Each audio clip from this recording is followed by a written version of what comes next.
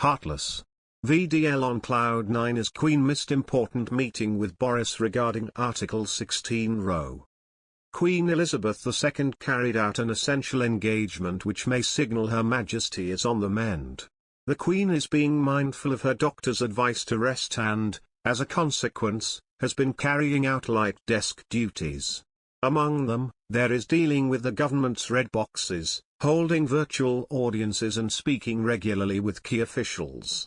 On Friday, the Queen signalled her continuous desire to keep up with her duties as a sovereign as she held a pivotal meeting.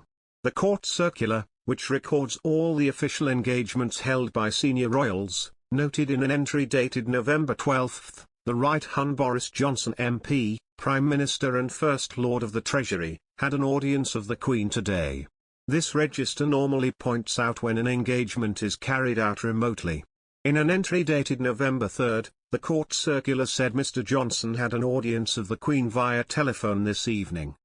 This suggests the Queen and the Prime Minister held an in-person meeting on Friday. This will surely boost hopes among royal fans. The sovereign's period of rest is having a positive impact on her health. The monarch and the Prime Minister started holding phone meetings in March 2020, after the Queen relocated to Windsor Castle as the COVID pandemic was raging across the country. They resumed in-person audiences more than 1 year later, in June, when Her Majesty travelled to Buckingham Palace. However, they have continued to speak mostly via phone since. The Queen and Mr. Johnson normally hold weekly audiences on Wednesdays. However, on November 10 the Queen had a busy afternoon, as she held a Privy Council meeting via video link, which may explain the change of schedule.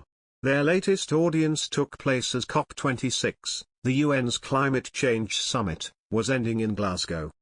The Queen delivered a poignant video message to world leaders and diplomats attending the evening reception of the summit earlier this month. After recalling the commitment to conservation and tackling environmental issues demonstrated by late Prince Philip, Prince Charles, and Prince William, the monarch urged world leaders to rise above the politics of the moment to take important steps to protect the planet.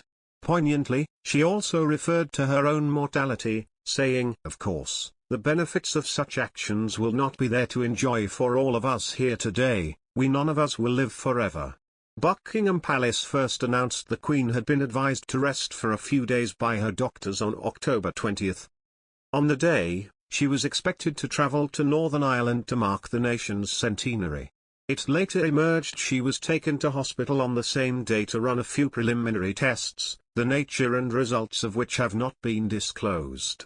Buckingham Palace later announced the monarch would also extend her period of rest, skipping the COP26 evening reception and the Festival of Remembrance on November 13.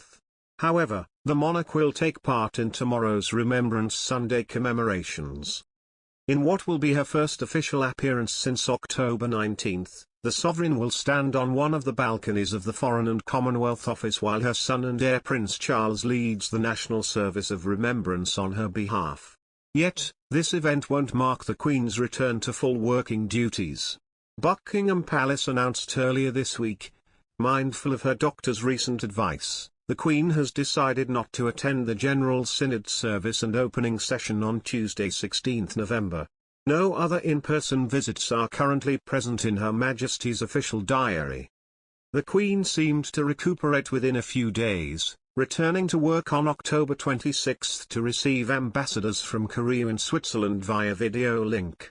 Later that day, however, Buckingham Palace confirmed that she would not attend an upcoming event in Scotland.